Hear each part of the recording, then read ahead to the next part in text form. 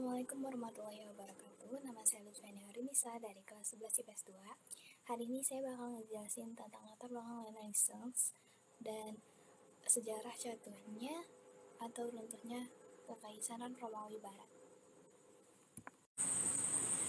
Saya bakal ngejelasin latar belakang Renaissance, sejarah runtuhnya Romawi Barat. Yang pertama itu keadaan Romawi Barat sebelum runtuh. Yang kedua keadaan Romawi Barat ketika runtuh dan sesudahnya. Lalu yang ketiga itu ketika sesudahnya runtuh, bagaimana keadaan sosialnya, ekonomi, politik, agama, dan pengetahuan. Ini dia ketika Romawi Barat sebelum keruntuhan. Jadi ketika Theodosius meninggal pada tahun 395 Masehi, dia mewariskan kekaisaran Romawi kepada dua putranya, yaitu Honorius dan Arcadius. Honorius menjadi kaisar di barat, sedangkan Arcadius menjadi kaisar di timur. Mereka berdua tidak pandai dalam memimpin, bahkan mungkin tidak terlalu berminat. Dan sebagian besar urusan pemerintahannya diatur oleh para penasihat mereka. Awalnya kedua kekaisaran ini saling hidup berdampingan dengan rukun. Namun menjadi perang akibat adanya perebutan sumber daya alam maupun perkara bantuan militer. Berkembangnya juga masalah terkait dua bagian kekaisaran tersebut, terjadi pula konflik diantaranya ketidakseimbangan kekayaan, di mana wilayah Romawi Timur itu hidupnya lebih makmur dibanding orang-orang yang berada di Romawi Barat. Dan tidak butuh waktu lama juga bagi suku Germanik dan Goth untuk menyadari bahwa kaisar baru yang masih muda itu lemah, dan ini merupakan waktu yang tepat bagi mereka untuk menyerang, yang menyebabkan keruntuhan Romawi Barat selamanya. Next, ini dia kaisar Romawi. Yang ini adalah Theodosius, yaitu kaisar Romawi adalah ayah dari Honorius dan Arcadius. Beliau merupakan seseorang yang berusaha menyatukan kembali bagian barat dan bagian timur. Lalu yang kedua ada Arcadius, yaitu beliau merupakan putra sulung dari pasangan Theodosius dan istri pertamanya. Beliau memimpin kaisar di bagian timur. Lalu ada Honorius, yaitu beliau merupakan putra kedua dari pasangan Theodosius dan istri pertamanya juga, ya, memimpin Romawi Barat. Lalu ada saat mengalami keruntuhan. Jadi ancaman semakin nyata setelah Romawi menghadapi pemberontakan Jerman di akhir abad ke-4 Masehi. Serangan suku Jerman semakin menjadi setelah pada tahun 410. Raja Visigoth Alaric berhasil menjarah kota Roma. Akhirnya pada tahun 476 Masehi, pemimpin Jermanik Odoaker melancarkan pemberontakan dan menggulingkan Kaisar Romulus Augustus. Nah, sejak saat itu tidak ada Kaisar Romawi yang memerintah lagi di Italia. Jatuhnya Romulus menyebabkan banyak orang yang menganggap pada tahun 476 Masehi sebagai tahun berakhirnya Kekaisaran Romawi Barat.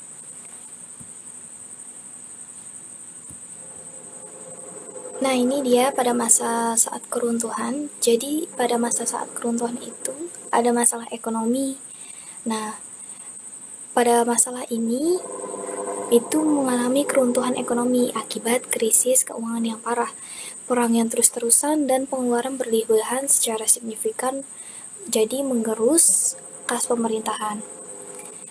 Nah, ini juga diperparah oleh pajak opresif serta inflasi yang melebar jurang antara kaya dan miskin. Jadi semakin tinggi jarak antara kaya dan miskin itu juga semakin jauh. Lalu ada yang munculnya Kekaisaran Romawi Timur. Nah, pembagian itu membuat kaisar lebih mudah diatur pada awalnya. Tapi seiring berjalannya waktu, kedua bagian wilayah itu terpisah. Seperti yang tadi di slide sebelumnya, Kekaisaran Timur dan Barat gagal bekerja sama untuk memerangi ancaman dari luar, dan keduanya saling berselisih mempersoalkan sumber daya dan bantuan militer.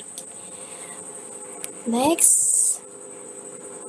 Nah, di saat jurang pemisah semakin melebar, Kekaisaran Timur yang sebagian besar adalah menggunakan bahasa Yunani tumbuh semakin makmur, sementara bagian barat yang menggunakan bahasa Latin masuk ke dalam krisis ekonomi. Jadi ketimpangan sosialnya sangat jauh, Dan lebih penting lagi, kekuatan Kekaisaran Timur justru mengalihkan invasi pasukan barbar ke barat.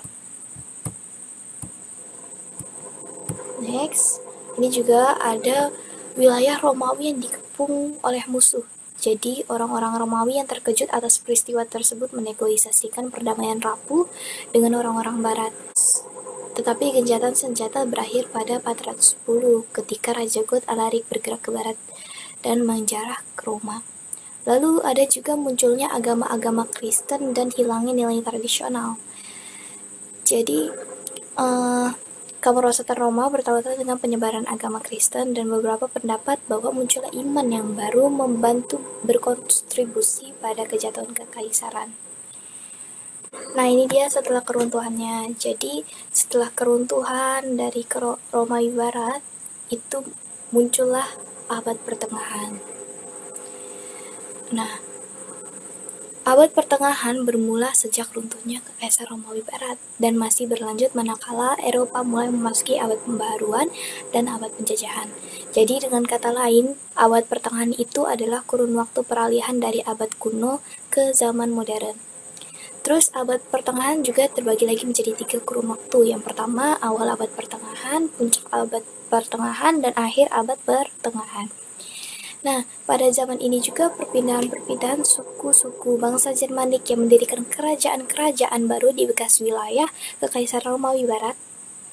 Sebagian besar dari kerajaan-kerajaan yang berdiri di kawasan barat Eropa melembagakan segelintir pranata Romawi yang tersisa. Meskipun pada awal abad pertengahan telah terjadi perubahan-perubahan mendasar pada tatanannya, kemasyarakatan dan politik, tapi pengaruh abad kuno belum benar-benar hilang. Jadi walaupun ada berubah, tapi pengaruh abad kunonya itu belum semuanya hilang. Next.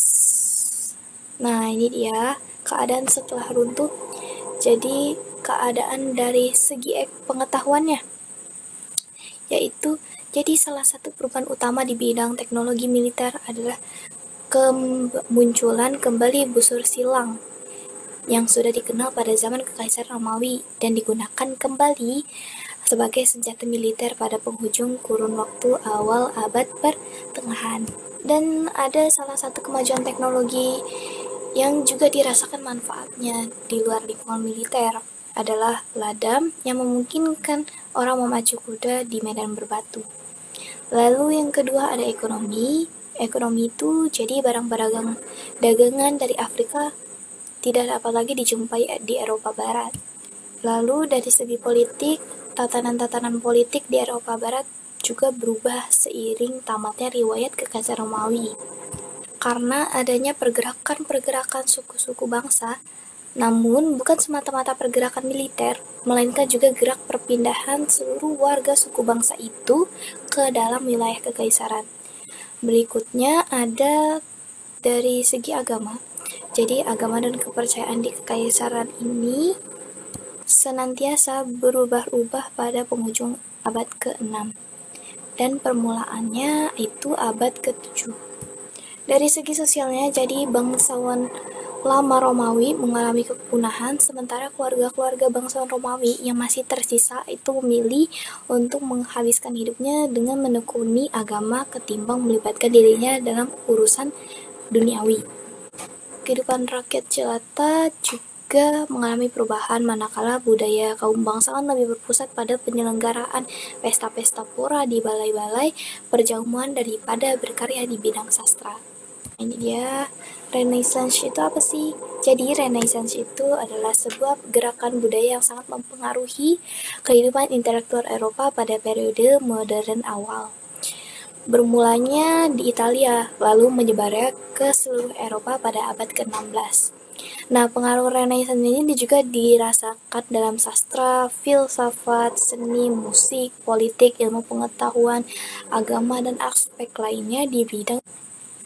Nah, selanjutnya itu ada merkantilisme, yaitu praktik dan teori ekonomi yang dominan di Eropa pada abad ke-16 sampai ke abad 18 yang dipromosikan lewat peraturan ekonomi, pemerintahan suatu negara, Dan tujuannya juga untuk menambah kekuasaan negara dengan mengorbankan kekuatan nasional saingannya.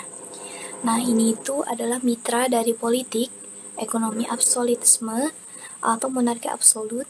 Jadi, merkantilisme ini termasuk kebijakan ekonomi nasional yang bertujuan untuk mengumpulkan cadangan moneter melalui keseimbangan perdagangan positif, terutama barang jadi. Nah, ajaran merkantilisme juga dominan sekali diajarkan di seluruh sekolah Eropa pada awal periode modern dari abad ke-16 sampai ke abad 18, era di mana kesadaran bernegara sudah mulai timbul.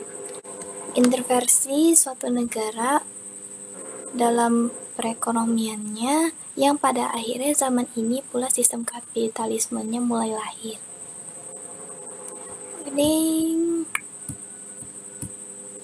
Baik, terima kasih penjelasan dari saya cukup. Semoga bermanfaat dan jelas. Sekian, terima kasih. Wassalamualaikum warahmatullahi wabarakatuh.